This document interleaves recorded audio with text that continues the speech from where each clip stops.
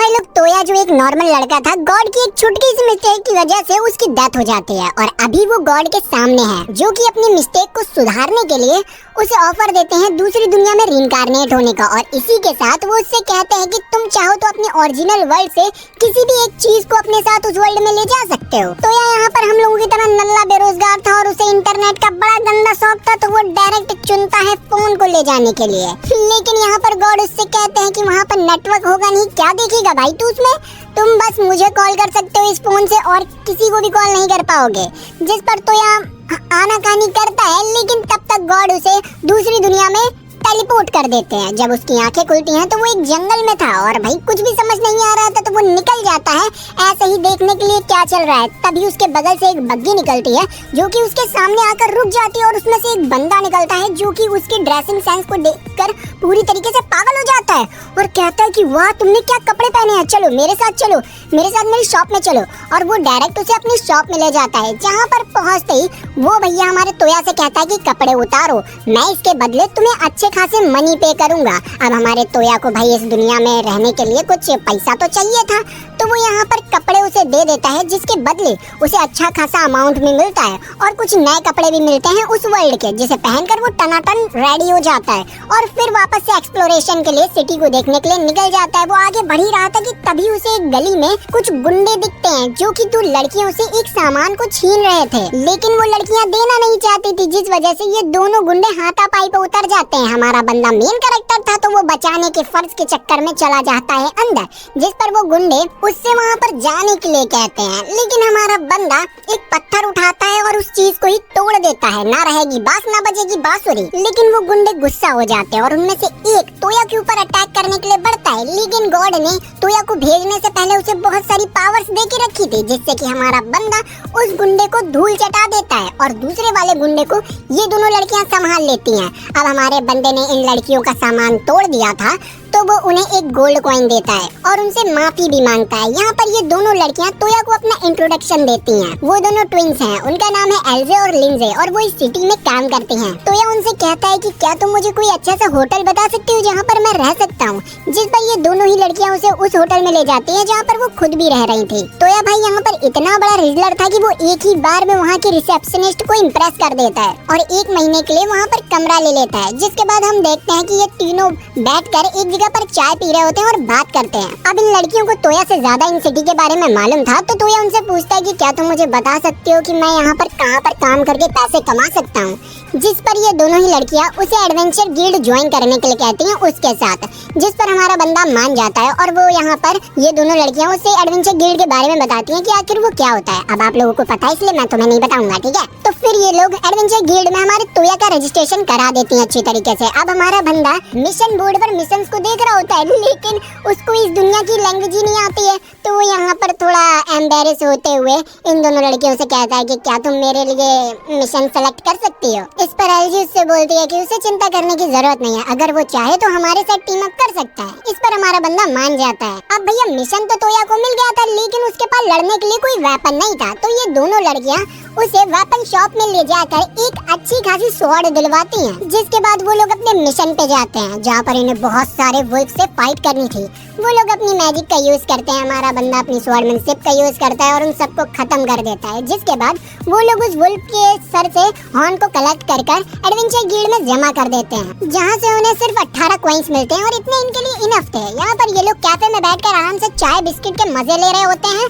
तभी हमारा बंदा इन दोनों से कहता है कि क्या तुम दोनों मुझे यहाँ पर मैजिक और यहाँ की लैंग्वेज सिखा सकती हो, जिस पर एल्जे बताती है कि लिंजे सिखाने में काफी ज्यादा ही माहिर है, वो तुम्हें मैजिक और लैंग्वेज दोनों ही सिखा देगी। और एल्जे उसे बताती है कि मैजिक सीखने के लिए एप्टीट्यूड पता होना काफी ज्यादा ही इम्पोर्टेंट है, लेकिन अपने तोया को एप्टीट्यूड के बारे में कुछ पता ही नहीं था, तो वो उनसे कहता है कि आज तक मैंने अपना एप्टीट्यूड चेक नहीं किया। ये सुनकर एल्जे कुछ स्टोन्स को बाहर निकालती है जो कि एप्टीट्यूड चेक करने में मदद करते हैं। लिंजे यहाँ पर एक स्टोन यूज करके दिखाती है जो कि वाटर एलिमेंट का था और इससे पता चलता है कि लिंजे की एलिमेंटल पावर वाटर है। यहाँ पर हमारा टोया भी वाटर स्टोन को यूज करता है और उसमें से काफी सारा पानी निकलने लगता है। फिर वो धीरे धीरे करके हर एक स्टोन को यूज करता है और पता चलता है कि वो हर एक एलिमेंटल मैजिक को यूज कर सकता है। यहाँ पर वो एक स्टोन को देखता है जो कि काफी अलग रखा हुआ था, वो उसको भी यूज करने की ट्राई करता है, जिस पर यहाँ पर ये दोनों बताती हैं कि ये स्टोन बहुत कम लोग यूज कर पाते हैं क्योंकि इसका मैजिक बहुत ज्यादा ही हार्ड होता है। लेकिन टोया ठहरा मेन कैरेक्टर, वो उस स्टोन का यूज करता है और भाई पहला स्पेल टेलीपोर्टेशन स्पेल करता है। भगवान की वजह से हमारे बंदे को सारी पावर मिल चुकी है। वो यहाँ पर पोर्टल के अंदर सर डालता है जो कि डायरेक्ट जंगल में जाकर खुलता है। ये मैजिक लीजा और एल्जा को भी काफी अच्छा लगता है, तो वो भी देखने के लिए पोर्टल में सर डाल देती हैं, लेकिन भाई वो दोनों ही वहाँ पर फंस जाते हैं। जिसके बाद हम देखते हैं कि वो लोग वापस से अपने होटल आ जाते हैं, जहाँ पर इनकी मुलाकात होटल की ओनर से होती है और उन्हीं के साथ एक और लड़की थी। ओनर बताती है कि ये मेरी दोस्त है जो कि एक बेकरी चलाती है, इसकी मदद से आज हम होटल का मेन्यू थोड़ा सा चेंज करेंगे। ओनर उन लोगों से कुछ सजेशन मांगती है, जिस पर हमारा टोया थोड़ा सा सोचता है और उनसे कहता है कि हम लोगों को मेन्यू में आइसक्रीम ऐड करनी चाहिए। लेकिन भाई ये तो उसके वर्ल्ड की डिश थी, इन लोगों को कुछ पता ही नहीं था। तो हमारा बंदा अपना दिमाग इस्तेमाल करता है या कहें कि अपना स्मार्टफोन इस्तेमाल करता है और आइसक्रीम की रेसिपी निकाल कर उन लोगों के लिए एक मस्त सी आइसक्रीम बना देता है, जिसे खाते ही उन लोगों के भाई मुंह में पानी आ जाता है, बहुत ज्यादा ही अच्छा लगता है। और ओनर तुरंत उस आइसक्रीम को अपनी मेन्यू में ऐड करने का डिसाइड कर लेते हैं और बेकरी ओनर टोया को थैंक यू कहते हैं उसकी मदद करने के लिए। इसके बाद हमें कुछ दिनों बाद की सीन दिखाई जाती है, जहाँ पर लिंजे और एल्जे एक लेटर को डिलीवर करने के लिए रॉयल किंगडम जा रही होती हैं। आखिर तुमने ये लेटर डिलीवरी का काम क्यों लिया, जबकि तुम कुछ स्लाइम्स को मारकर उतने ही रुपए ले सकती हो जितने की तुम्हें ये डिलीवरी कर मिलेंगे। जिस पर लिंजे कहती है कि नहीं, स्लाइम्स को मारने के बाद हमारे कपड़े फट जाते हैं क्योंकि वो स्लाइम्स एसिड के बने होते हैं, और वैसे भी हमें थोड़ा एडवेंचर करना था, इसीलिए तो हमने ये मिशन लिया। यहाँ पर ये दोनों सोचने लगते हैं कि हम रॉयल किंगडम में आखिर रहेंगे कहाँ, जिस पर हमारा टोया कहता है कि अरे तुम क्या जा रहे हो, एक काम करो मेरे टेलीपोर्टेशन मैजिक का यूज कर तुम वहाँ पर लेटर देकर तुरंत यहाँ पर आ जाओ। जिस पर वो दोनों ही मना कर देते हैं कि नहीं, हम ऐसे ही एडवेंचर करना चाहते हैं। अचानक से उन्हें लड़ाई की आवाज सुनाई देती है और वो देखते हैं एक जापानीज लड़की को, जिसके ऊपर कुछ गुंडे अटैक कर रहे थे, जिनसे कि वो अकेले ही फाइट कर रही थी। टोया डिसाइड करता है उसकी मदद करने की और ये तीनों मिलकर उन सभी को ढेर कर देते हैं और उस लड़की को बचा लेते हैं और एक सेफ जगह पर ले जाते हैं। वो लड़की बताती है कि उसका नाम कोकोनोई है। उसका नाम सुनते ही हमारा टोया समझ जाता है कि ये एशिया साइड जापान से है। वो लड़की बताती है कि इस शहर में उसका सारा सामान चोरी हो चुका है और अब उसके पास कुछ भी नहीं है। तभी उसके पेट में से आवाज आने लगती है और उसे भूख लग रही थी, तो हमारे बंदे लोग उसे एक रेस्टोरेंट में ले जाते हैं और कुछ खाना खिलाते हैं। टोया उससे पूछता है कि तुम कहाँ जा रही हो, जिस पर वो खाना खाते हुए बताती है कि वो एक स्वॉर्ड्समैन फैमिली से बिलोंग करती है और वो अपनी स्किल्स को टेस्ट करने के लिए रॉयल किंगडम जा रही थी, ताकि वो अपने ब्रदर और फादर की तरह एक महान स्वॉर्ड्समैन बन सके। अब ये लोग भी भाई रॉयल किंगडम ही जा रहे थे, तो वो इससे पूछ ही लेते हैं कि क्या तुम हमारे साथ चलना पसंद करोगी, जिस पर वो झट से मान जाती है। फिर हम देखते हैं कि ये लोग घोड़ा गाड़ी पर बैठ के आराम से रॉयल किंगडम की तरफ जा रहे होते हैं और ये जो घोड़ा गाड़ी होती है उसे चला रही होती है ये लड़की। उसे देखकर टोया काफी इम्प्रेस होता है। लिंजे टोया को एक बुक देती है जिसमें बहुत सारे स्पेल्स लिखे हुए थे। टोया उनमें से एक स्पेल को पढ़ता है, जिससे कि वो कोकोई की बिना छुए रिबन को अपने हाथ में समन कर लेता है। वो एक और स्पेल करता है जिससे कि उसके सुनने की और देखने की शक्ति बढ़ जाती है। उसे सुनाई देता है कि कोई उसे मदद के लिए बुला रहा है, तो वो कोकोई से जल्दी से गाड़ी भगाने के लिए कहता है। वहाँ पहुँचने पर वो देखता है कि कुछ सोल्जर्स लिजार्ड मॉन्स्टर से फाइट करने की कोशिश कर रहे थे। टोया और उसकी पूरी टीम उन मॉन्स्टर से फाइट करती है और उन्हें हरा देती है, और उसी के साथ वो उस आदमी को भी पकड़ लेते हैं जो कि इन मॉन्स्टर्स को समन कर रहा था। सोल्जर्स उन्हें थैंक यू कहते हैं उनकी मदद करने के लिए। तभी बग्गी के अंदर से भी एक लड़की मदद के लिए बुलाती है। वो लोग वहाँ जाते हैं तो देखते हैं उस लड़की का बटलर काफी बुरी तरीके से इंजर्ड हो चुका था। उसके सीने में एरो घुस गया था, जिस वजह से वो लड़की काफी परेशान हो रही थी। तो यह उस लड़की को शांत करता है और फिर गॉड के दिए हुए एंशिएंट हीलिंग मैजिक से उस बटलर की इंजरी को पूरी तरीके से हील कर देता है, जिससे कि वो बटलर वापस से होश में आ जाता है और इन सभी से जान बचाने के लिए शुक्रिया कहता है। जिसके बाद वो इस लड़की का इंट्रोडक्शन देता है और बताता है कि ये किंग के भाई की बेटी है और इसका नाम सुशी है। ये सुनते ही ये तीनों लोग झुक जाते हैं। अब हमारा टोया तो इन्हें अच्छी तरीके से जानता नहीं था, इसीलिए वो उनसे कहता है कि क्या मुझे भी झुकना पड़ेगा, जिस पर सुशी कहती है कि तुम्हें ये सब करने की जरूरत नहीं है, वैसे भी तुम लोगों ने हमें बचाया है तो ये सब मत करो। बटलर टोया की टीम से पूछता है कि क्या वो रॉयल किंगडम तक के उन लोगों को प्रोटेक्ट कर सकते हैं, जिस पर टोया सोचता है और कहता है कि यार वैसे भी हम लोग रॉयल कैपिटल चले, चलो ये भी कर लिया जाए। तो वो इस चीज के लिए हाँ कर देता है। एक लंबे से सफर के बाद वो लोग सेफली रॉयल किंगडम तक पहुंच जाते हैं, जहाँ पर सूसी का फादर एल्फ्रेड उन लोगों का स्वागत बहुत अच्छी तरीके से करता है। और जब उसे पता चलता है कि हमारे तोया ने सूसी को कुछ मॉन्स्टर से बचाया था, तो वो काफी ज्यादा ही खुश हो जाता है और उसका धन्यवाद करता है और वो उसे अपने ही मेंशन में चाय पर इनवाइट करता है। यहाँ पर एल्फ्रेड उससे पूछता है कि आखिर वो यहाँ पर क्यों आया है, जिस पर तोया उसे बताता है कि उसे एडवेंचर गिल्ड का एक क्वेस्ट मिला था जिसमें उसे एक लेटर को डिलीवर करना है, इसीलिए वो यहाँ पर आया था। यहाँ पर एल्फ्रेड कहता है कि वैसे तो मैं तुम्हें अपनी पूरी फैमिली के साथ शुक्रिया अदा करना चाहता था, लेकिन सूची की जो मॉम है उनकी तबीयत काफी ज्यादा ही खराब रहती है, क्योंकि उन्हें एक बहुत घातक बीमारी है जिससे कि उनकी आंखों की रोशनी जा चुकी है। ये बोलते हुए ये दोनों काफी ज्यादा ही दुखी हो जाते हैं, जिस पर तोया उनसे पूछता है कि क्या उस बीमारी का कोई इलाज नहीं है। एल्फ्रेड कहता है कि हाँ, इसका इलाज है। इस बीमारी को सिर्फ एक नल मैजिक यूजर ही खत्म कर सकता है, और आज के समय में एक नल मैजिक यूजर ढूंढना काफी ज्यादा ही मुश्किल हो गया है। अब ये सुनकर ये तीनों लोग काफी ज्यादा ही हैरान हो जाते हैं, क्योंकि हमारे बंदे को भाई नल मैजिक आता था। फिर हम देखते हैं कि तोया उनकी वाइफ के पास पहुंच जाता है और अपने नल मैजिक का यूज करते हुए, मतलब वही एंशिएंट हीलिंग मैजिक का यूज करते हुए उनकी आंखों को पूरी तरीके से ठीक कर देता है। इतने सालों बाद अपनी फैमिली को देखकर सूसी की मॉम काफी ज्यादा ही इमोशनल हो जाती हैं और रोते हुए उन दोनों को गले से लगा लेती हैं। अब हमारे बंदे ने इतना बड़ा काम किया था, तो एल्फ्रेड उसे रिवॉर्ड के तौर पर 40 प्लेटिनियम कॉइन्स देता है, जो कि भाई गोल्डन कॉइन से काफी ज्यादा ही महंगे होते हैं। और इसी के साथ उसकी पूरी टीम को रॉयल किंगडम का बैच भी देते हैं, जिससे कि अब कोई भी सरकारी आदमी इन्हें किसी भी चीज के लिए रोक नहीं पाएगा। यहाँ पर हमारी टीम का इतना काम तो खत्म हो चुका था, तो वो सबसे पहले लेटर को डिलीवर करते हैं। और यहाँ पर जो हमारी जापानीज गर्ल थी वो भी डिसाइड करती है कि भाई वो इन्हीं के साथ रहेगी, क्योंकि इनके साथ रहने में कुछ ज्यादा ही एडवेंचर मिल रहा है बंदी को। यहाँ पर ये सभी लोग रॉयल किंगडम में आराम से घूम रहे होते हैं, तभी तोया को एक बच्ची दिखती है जो कि काफी ज्यादा ही डरी लग रही थी। तोया जब उससे पूछता है कि आखिर क्या हुआ, तो वो बताती है कि वो अपनी बहन से बिछड़ गई है और खो गई है। ये कहकर वो रोने लग जाती है। तोया यहाँ पर अपना स्मार्टफोन निकालता है और जीपीएस से उसकी बहन का लोकेशन पता कर लेता है। वाह, लगता है नोकिया 500 है, कहीं भी कभी भी चल जाता है। हाँ, बैक टू द टॉपिक। और फिर उस लोकेशन को ट्रैक करते हुए उस बच्ची को उसकी बहन से मिलवा देता है। वो दोनों उसका शुक्रिया अदा करते हैं, जिस पर हमारा बंदा कहता है इसकी जरूरत नहीं। इसके बाद वो लोग बहुत सारी शॉपिंग करते हैं और हमारे बंदे को एक शॉप में एक बहुत अच्छा कोट पसंद आता है, जिसे कि वो खरीद लेता है। जब वो इन लोगों को ये कोट दिखाता है, तो वो लोग कहते हैं कि तुम्हारे ऊपर ये कोट काफी ज्यादा ही अच्छा लग रहा है, और सही में इसके ऊपर अच्छा लग रहा था। जिसके बाद ये लोग अपनी घोड़ा गाड़ी लेकर वापस से अपने शहर की तरफ निकल जाते हैं। अगले दिन तोया ब्रेकफास्ट करने के लिए अपने होटल जाता है, जहाँ पर उसे दो बंदे दिखते हैं जो कि काफी ज्यादा ही बोर हो रहे थे। तो उनकी बोरियत को दूर करने के लिए तोया जापानीज चेस बनाता है और उन्हें खेलना भी सिखा देता है, जिससे कि उनका मन और बोरियत दोनों ही दूर हो जाते हैं। यहाँ पर तोया अपनी सीट पर बैठता है और देखता है कि यार एल्जे और लिंजे कहाँ चले गए। वो इस बारे में ओनर से पूछता है, तो ओनर बताते हैं कि वो मेरे दोस्त की बेकरी में गई है तुम्हारी बनाई हुई डिश को ट्राई करने के लिए। थोड़ी देर बाद वो लोग तोया की बनाई हुई आइसक्रीम को वहाँ पर लेके आ जाते हैं। तोया उस आइसक्रीम को सूसी के लिए भी ले जाता है, जो कि उसे काफी ज्यादा ही पसंद आती है। उसे एल्फ्रेड भी खाते हैं और उन्हें भी ये काफी ज्यादा ही डिलीशियस लगते हैं। फिर तोया उनके साथ भी चेस खेलता है और ये गेम एल्फ्रेड को इतना पसंद आता है कि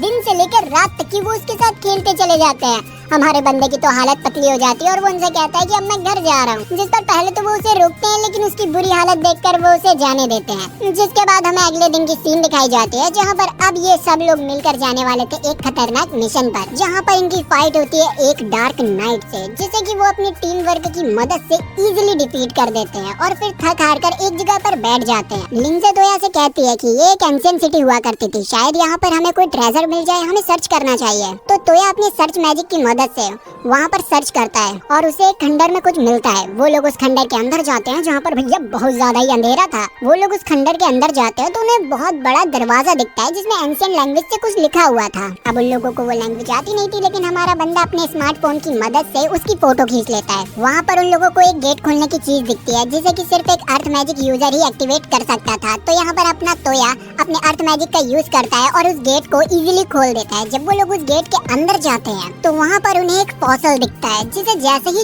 तोया टच करता है, तो वो फॉसल उसकी सारी एनर्जी को अब्सॉर्ब कर लेता है और वो अचानक से जिंदा होने लग जाता है, जिससे कि वो खंडर टूटने लग जाता है। तो तोया जैसे तैसे कर अपने पोर्टल का यूज करता है और उन सबको उस खंडर से बाहर निकाल लेता है। और अचानक से वो फॉसल एक स्पाइडर में बदल जाता है, जो कि आते के साथ ही साथ उन लोगों के ऊपर अटैक करना स्टार्ट कर देता है। यहाँ पर तोया की पूरी टीम अपने मैजिक से उस स्पाइडर के ऊपर अटैक करते हैं, लेकिन वो स्पाइडर उनके मैजिक को अब्सॉर्ब कर लेता है और उन्हीं के ऊपर उल्टा उल्टा अटैक कर देता है। कोकोनोए अपनी स्वॉर्ड से उसके ऊपर अटैक करती है, पर वो अपने आप को इंस्टेंट रीजनरेट कर लेता है, जिससे कि भाई इनके सारे अटैक उसके ऊपर बेकार पड़ रहे थे। तभी हमारा बंदा देखता है कि उस स्पाइडर के अंदर एक कोर है, तो वो समझ जाता है कि इस कोर को डिस्ट्रॉय कर दिया तो ये स्पाइडर खत्म हो जाएगा। तो वो लिंजे के साथ मिलकर एक प्लान बनाता है और जैसे तैसे कर उस स्पाइडर के पास पहुंचकर अपने रिप्लेसमेंट मैजिक का यूज करता है, जिससे कि उसका कोर उसकी बॉडी से निकलकर हमारे बंदे के हाथ में आ जाता है, जिसे कि एल्फ्रेड तुरंत ही डिस्ट्रॉय कर देती है। उस कोर के डिस्ट्रॉय होते ही वो मॉन्स्टर भी खत्म हो जाता है। फिर टोया तुरंत ही रॉयल पैलेस जाता है एल्फ्रेड को इन सब चीजों के बारे में बताने के लिए, और वो उसे उस गेट की फोटो भी दिखाता है और कहता है कि कुछ दिनों में मैं इसकी हार्ड कॉपी बनाकर आपके पास ले आऊंगा। फिर हम देखते हैं कि टोया उस फोटो की हार्ड कॉपी बना लेता है और उसे डिलीवर करने के लिए रॉयल पैलेस जैसे ही पहुंचता है तो वो देखता है कि एल्फ्रेड काफी ज्यादा ही जल्दी में कहीं जा रहे थे, लेकिन टोया को देखते ही वो रुकते हैं और उसे हड़बड़ाते हुए बताते हैं कि किंग को किसी ने जहर दे दिया है और हमें तुम्हारी जरूरत है। तो टोया तुरंत ही उनके साथ कासल के लिए निकल जाता है। रास्ते में एल्फ्रेड बताता है कि मुझे लगता है कि किंग को जहर देने का काम मिसफिट किंगडम के किंग ने ही किया होगा, क्योंकि वो हमारे किंगडम को काफी सालों से हड़पना चाहते थे। थोड़ी देर में वो लोग कासल पहुंच जाते हैं, जहाँ पर एंटर करते ही उनकी पहली मुलाकात बेल्सा नाम के एक बंदे से होती है, जो कि एल्फ्रेड से कहता है कि किंग की हालत काफी ज्यादा ही खराब है, मुझे लगता है कि अब वो जिंदा नहीं बचने वाले। एल्फ्रेड कहता है कि अपना मुंह बंद रखो, वो तो देखा जाएगा, और ये कहकर वो किंग के रूम के अंदर एंटर कर जाते हैं, जहाँ पर सही में किंग की हालत काफी ज्यादा ही खराब थी और उनके बीवी बच्चे रो रहे थे। लेकिन अब हमारा बंदा वहाँ पर पहुँच चुका था, जो कि अपनी रिकवरी मैजिक की मदद से किंग के अंदर से सारे पॉइजन को बाहर निकाल देता है। पहली बार किसी नल मैजिक यूजर को देखकर किंग काफी ज्यादा ही हैरान होते हैं, और वहाँ पर जितने भी लोग थे किंग की जान बचाने के लिए अपने टोया को शुक्रिया करते हैं। और हरे बाल वाली लड़की, जो कि किंगडम की ऑफिशियल मैजिशियन थी,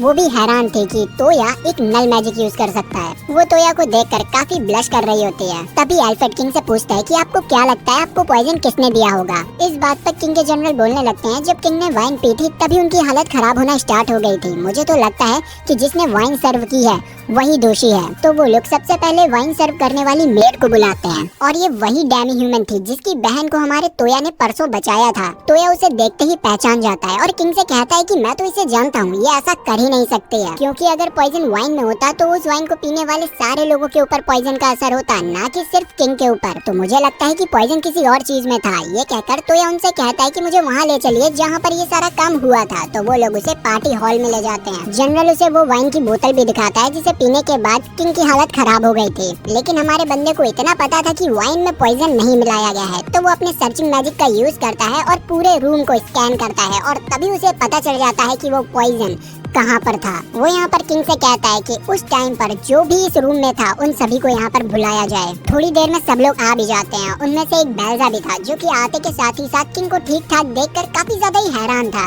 किंग उससे पूछते हैं कि क्या तुम मुझे ठीक देखकर खुश नहीं हो, जिस पर वो कहता है कि अरे अरे किंग, मैं आपको देखकर खुश क्यों नहीं होऊंगा, बिल्कुल मैं आपको देखकर खुश हूँ। जिस पर किंग कहते हैं कि चलो इसी बात पर ये वाइन पियो, और ये उसी गिलास में वाइन देते हैं जिस गिलास में किंग ने वाइन पी थी। लेकिन भाई बेल्जा उस ग्लास को देखते ही दूर हटने लगता है और कहता है कि नहीं नहीं, मैं वाइन नहीं पीऊंगा। लेकिन वो लोग जबरदस्ती पकड़कर उसे वाइन पिला देते हैं। वाइन पीते ही वो कहता है कि अरे अरे इसमें पॉइजन है, मैं मर जाऊंगा, मैं मर जाऊंगा। और यहाँ पर हमें पता चल जाता है कि हकीकत में जो पॉइजन था वो वाइन में नहीं था, वो ग्लास में था, और उसे मिलाया था बेल्जा ने, ताकि वो किंग का खेल खत्म कर सके। अब सच्चाई सामने आने के बाद बेल्जा वहाँ से भागने की कोशिश करता है, लेकिन अपना जो टोया था वो अपने मैजिक से उसे गिरा देता है, और फिर वहाँ पर बेल्जा का खेल खत्म हो जाता है। हम देखते हैं कि भाई जो प्रिंसेस होती है वो अपने टोया से काफी ज्यादा ही इम्प्रेस हो चुकी थी। जब ये लोग एक साथ बैठकर बातें कर रहे थे तब अचानक से प्रिंसेस को पता नहीं क्या होता है, वो अपने फादर से खुला कह देती है कि मैं टोया से शादी करूंगी। ये सुनकर हमारे टोया की भाई सिट्टी पिट्टी गुल हो जाती है, क्या ये क्या कह रही है। और भाई क्योंकि हमारा बंदा एक सिग्मा मेल था, खतरनाक वाला लौंडा, और उसके बाप की जान भी बचाई थी। इस चीज पर भाई किंग भी हाँ हाँ कहने लगते हैं, जिस पर टोया कहता है कि अरे ऐसे कैसे, ये तो अभी मुझे जानती भी नहीं है कि मैं कैसा हूँ। जिस पर किंग बताते हैं कि लुमिनस के पास एक डिवाइन आई है जिससे कि वो बता सकती है कि कोई भी इंसान कैसा है, और इसने देख लिया है कि तुम बहुत अच्छे हो, इसीलिए हम भी शादी के लिए राजी हैं। लेकिन हमारा बंदा कहता है कि मैं इतनी जल्दी शादी नहीं कर सकता, हमारे शहर में 18 साल की एज होती है शादी करने की, उससे पहले नहीं किया जा सकता। जिस पर किंग कहते हैं कि ठीक है, तुम 2 साल तक की इसके साथ रह के देखो, अगर उसके बाद भी तुम कन्विंस नहीं हुए तो मैं कुछ नहीं कहूँगा। अब भाई हमारा बंदा बुरी तरीके से फंस चुका था, तो वो अपने होटल के बेड पर लेट कर सोच रहा था कि भाई अब क्या करूँ। तभी अचानक से गॉड का फोन आता है, जो कि उसके मजे लेते हुए कहते हैं कि और बताओ तुम्हारी दुल्हन कैसी है, अब उसके साथ अच्छे से रहना, दूसरी लड़कियों के साथ चक्कर मत काटना। फिर कॉल कट जाता है और हमारा बंदा आराम से सो जाता है। अगले दिन वो लूमिना को लेकर अपनी टीम के पास पहुंचता है और उन्हें बताता है कि आज से लूमिना भी उनकी टीम का एक पार्ट होगी और कल जो कुछ भी हुआ था उन सारी चीजों के बारे में वो उन सबको बता देता है, जिसे सुनने के बाद ये लोग काफी ज्यादा ही हैरान होते हैं।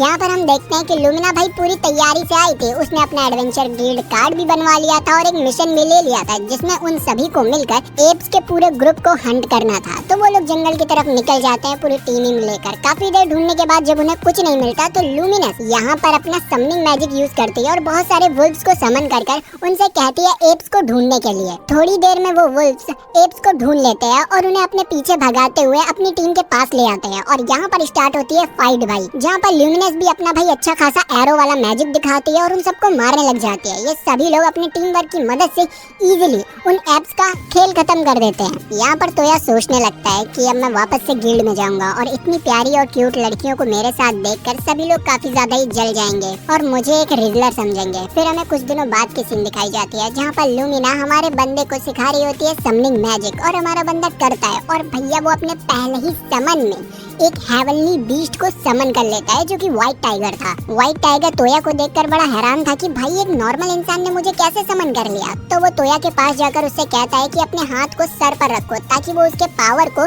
महसूस कर सके। तोया जैसे ही उसके सर पर हाथ रखता है और अपना माना रिलीज करता है, भैया वो व्हाइट टाइगर उसके माना को झेल ही नहीं पाता और वहीं पर बेहोश हो जाता है। थोड़ी देर बाद जब उसे होश आता है तो वो अपने बंदे के आगे घुटनों पे आ जाता है और कहता है कि मैं आपको अपना मास्टर मानता हूँ। और फिर व्हाइट टाइगर तोया से कहता है कि आप मुझे कुछ नाम दीजिए। तो तोया यहाँ पर थोड़ी देर सोचता है और फिर कहता है कि तुम्हारा नाम कोहाकू होना चाहिए और उसका नाम कोहाकू पड़ जाता है। कोहाकू यहाँ पर तोया से कहता है कि मैं आपके साथ थोड़ी देर इस सिटी में घूमना चाहता हूँ, जिस पर तोया मना कर देता है क्योंकि भाई वो एक खतरनाक हेवनली बीस्ट था, लोग उसे देखकर डर जाते हैं। तो यहाँ पर क्या करता है कोहाकू अपना एक चीबी फॉर्म बना लेता है जो कि सही में बहुत क्यूट सा टाइगर का बच्चा लग रहा था, जिसे कि भाई लूमिनस तुरंत ही गोद में ले लेती है और कहती है कि वाह ये कितना ज्यादा ही क्यूट लग रहा है। बाकी लड़कियां भी यहाँ पर उसके साथ खेलने लग जाते हैं। फिर हमें थोड़ी देर बाद की सीन दिखाई जाती है जहाँ पर इन लोगों को एक क्वेस्ट मिला होता है जहाँ पर उन्हें एक कासल के अंदर सर्च करना था स्लाइम्स को और उन्हें खत्म करना था। इस क्वेस्ट से लड़कियां ज्यादा खुश नहीं लग रही थी क्योंकि भाई वो स्लाइम उनके कपड़ों को पिघला देता है, लेकिन हमारा जो बंदा था वो एक नंबर का ठरकी था, वो तो भाई पूरा एक्साइटेड था कि अब आएगा असली मजा। वो लोग थोड़ी ही देर में उस कासल में पहुंच जाते हैं। जैसे ही वो कासल के अंदर पहुंचते हैं वैसे ही तोका के ऊपर कोई हार्ड चीज गिरती है जो कि उसके सर पर गिरते ही अचानक से सॉफ्ट हो जाती है और वो एक स्लाइम था जो कि तुरंत ही उन्हें देखने के बाद भाग जाता है। यहाँ पर वो लोग सर्च स्टार्ट कर देते हैं जहाँ पर उन्हें एक लाइब्रेरी मिलती है और एक बुक मिलती है जिसमें कि बहुत सारी स्लाइम्स के बारे में चीजें लिखी हुई थी। अब इन लोगों के लिए ये इम्पोर्टेंट हो सकता था तो वो उस बुक को अपने पास रख लेते हैं। यहाँ पर भाई बहुत सारे एसिड वाले स्लाइम थे जिन्हें देखकर इन लोगों की बैंड बज रही होती है, लेकिन इस पर हमारा बंदा बिल्कुल नॉर्मल था, मानो कि वो चाहता ही था कि इन लोगों के कपड़े गायब हो जाए। यहाँ पर स्लाइम इन लोगों को घेर लेते हैं। लिंजे यहाँ पर अपना मैजिक का यूज करने वाली थी लेकिन तोया उसे रोक लेता है और कोहाकू से उन स्लाइम्स को खत्म करने के लिए कहता है। कोहाकू यहाँ पर रॉर अटैक करता है लेकिन उससे उन स्लाइम्स को ज्यादा असर नहीं होता है और वो वापस से उनके ऊपर अटैक करने के लिए बढ़ते हैं। अब इन लोगों के पास भागने के अलावा कोई चारा ही नहीं था तो वो लोग नेक्स्ट फ्लोर की तरफ भागने लग जाते हैं, लेकिन अचानक से एल्जे स्लिप कर जाती है और फिर धीरे धीरे कर ये सभी लोग स्टेयर से नीचे स्लिप करने लग जाते हैं। लेकिन कोहाकू कैसे भी कर अपने बंदे को बचा लेता है, लेकिन वो लड़कियां स्लाइम्स के ऊपर गिर जाती है और वो स्लाइम्स उनके कपड़ों को पिघलाने लग जाता है। और यहाँ पर हमारा बंदा उनकी मदद करने के बजाय उन्हें ताड़ रहा था और जब उसका ये ताड़ना वाड़ना खत्म हो जाता है तो वो अपने टेलीपोर्टेशन मैजिक का यूज करता है और उन्हें अपने पास टेलीपोर्ट कर लेता है। यहाँ पर उन लोगों के कपड़ों की हालत खराब हो चुकी थी और उन्हें ऐसी हालत में हमारा बंदा देखकर काफी ज्यादा ही ब्लश मार रहा होता है, जो कि भाई एल्जे देख लेती है और अपने खतरनाक पंच से हमारे बंदे को ढेर कर देती है। अब इन सब चीजों के बाद वो लोग थोड़ा आगे बढ़ते हैं। आगे उन लोगों को कुछ अजीब से स्टैचू दिखते हैं जिन्हें देखने के बाद हमारे बंदे के अंदर कुछ ठड़क जागती है और वो ये सब करने लग जाता है और अचानक से वो बलून से नीचे गिर जाते हैं और उन्हें पता चलता है कि भाई ये तो हकीकत में स्लाइम्स थे जो कि हमारे तोकाई के जैसे बहुत बड़े ठरकी हैं। उन्हें छोटी छोटी चीजों को बड़ा करने में काफी ज्यादा ही शौक है। तभी अचानक से उनकी नजर लूमिनस पे पड़ती है जिसके बहुत छोटे थे, तो वो उसके बड़े करने के लिए डायरेक्ट उसके पास भागते हैं, लेकिन लूमिनस यहाँ पर अपनी मैजिक पावर का यूज करती है और उनके खत्म कर देती है। इसके बाद ये लोग एक रूम में पहुँचते हैं जहाँ पर एक स्केलेटन था और उन्हें पता चलता है कि यही बंदा है जिसने की इन सारी स्लाइम्स को बनाया है ताकि वो अपने अंदर की हवस की आग को मिटा सके, क्योंकि ये स्लाइम्स ये भी कर सकते हैं। हाँ, और ये सारे स्लाइम्स जो थे उन्होंने कुछ भी पहन के नहीं रखा था। तो जितनी भी लड़कियां होती है वो हमारे तोया के नाक और मुंह को बंद करने लगते हैं कि बंदा कुछ देखे ना।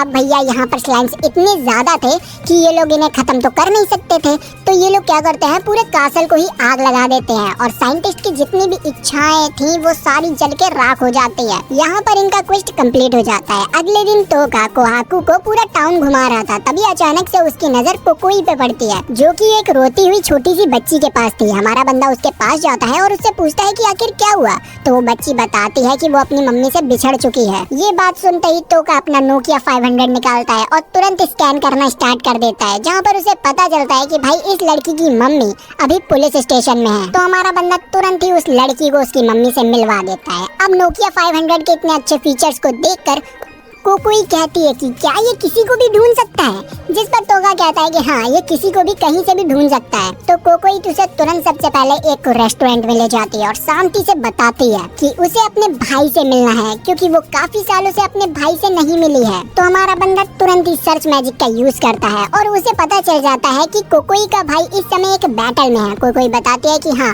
उसे स्वॉर्ड फाइट करना काफी ज्यादा ही पसंद है, तो वो तुरंत ही अपने भाई से मिलने के लिए निकल जाती है। इधर हम अपने बंदे को देखते हैं जो कि वापस से अपने रूम में आ चुका था और वो अपने मैजिकल मोबाइल के और भी फीचर्स को चेक करने लगता है, जहाँ पर वो अचानक से कैमरे का एक्स-रे विजन ऑन कर देता है जिससे कि उसे अपने बगल वाले रूम में लीजा दिखती है जो कि कपड़े बदल रही थी और हमारा बंदा बिल्कुल एचडी में सब कुछ देख लेता है। यहाँ पर वो काफी ज्यादा ही शर्मा रहा था, लेकिन तभी अचानक से लीजा उसके रूम में आ जाती है, जिसे देखकर उसकी पहले फट जाती है कि भाई ये क्या हो गया। लेकिन लिंजे उसे बताती है कि उसे एक एंशिएंट स्क्रॉल मिला है जिसे कि वो पढ़ नहीं पा रही है, तो क्या वो उसकी मदद कर सकता है, जिस पर हमारा बंदा मान जाता है और लिंजे के लिए एक चश्मा बनाता है जिससे कि वो किसी भी एंशिएंट लैंग्वेज को इजीली पढ़ सकते हैं। लिंजे उस स्क्रॉल को पढ़ती है जिसमें कि एक मैजिक स्पेल लिखा हुआ था, तो लिंजे तुरंत ही उस मैजिक स्पेल को करने के लिए बाहर पहुंच जाती है और उसकी प्रैक्टिस करने लग जाती है। लेकिन वो मैजिक इतना ज्यादा ही माना कंज्यूमिंग था कि कुछ ही देर में लिंजे का माना खत्म हो जाता है और वो बेहोश हो जाती है। लेकिन हमारा बंदा उसे जैसे तैसे कर पकड़ता है और वापस से बेडरूम में ले जाकर आराम करने के लिए छोड़ देता है।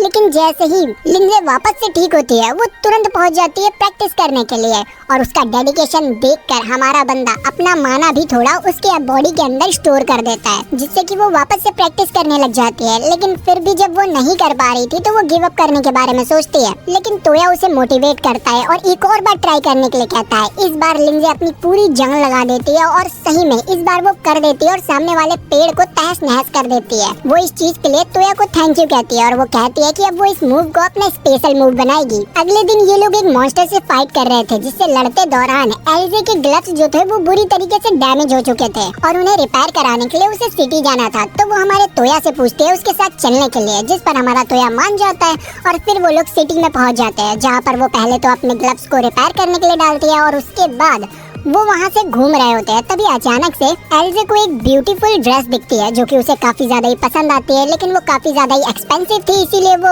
आगे बढ़ जाती है। लेकिन हमारा तोया इस चीज को नोटिस कर लेता है और तुरंत एल्जे को लेकर उस दुकान के अंदर जाता है और उसके लिए उस ड्रेस को खरीद लेता है। अपने बंदे के पास पैसे की कमी है क्या, इस चीज से एल्जे काफी ज्यादा ही इम्प्रेस हो जाती है। घर पहुँचने पर वो सभी लड़कियों को अपनी ड्रेस दिखाती है जो की उसकी काफी ज्यादा ही तारीफ करते हैं। तभी अचानक से लूमिना के पास एक लेटर आता है और वो बताती है तोया को किंग ने पैलेस में बुलाया है। तो वो सभी लड़कियों को लेकर पहुंच जाता है पैलेस में और भाई किंग यहाँ पर उसे देते हैं एक मेंशन ताकि वो उनकी बेटी के साथ मस्त तरीके से रह सके और सेटल हो जाए। अब भाई तोया को मिल चुका था एक बढ़िया सा घर, तो वो अपनी महिला मंडली को लेकर पहुंच जाता है अपने मेंशन में और जैसे ही मेंशन का डोर खोलता है तो भाई वो सही में काफी ज्यादा ही बड़ा था। यहाँ पर वो अकेला तो रह नहीं सकता था, तो वो अपनी 3 महिला मित्रों से कहता है कि तुम भी यहीं पर रुक जाओ, जिस पर पहले तो वो लोग मना करने लगती है कि हम तुम दोनों के बीच में क्या कबाब की हड्डी बनेंगे। लेकिन हमारा बंदा कहता है कि अरे तुम लोग नहीं होगे तो मैं यहाँ पर अकेला रह जाऊंगा, इसीलिए प्लीज रुक जाओ ना,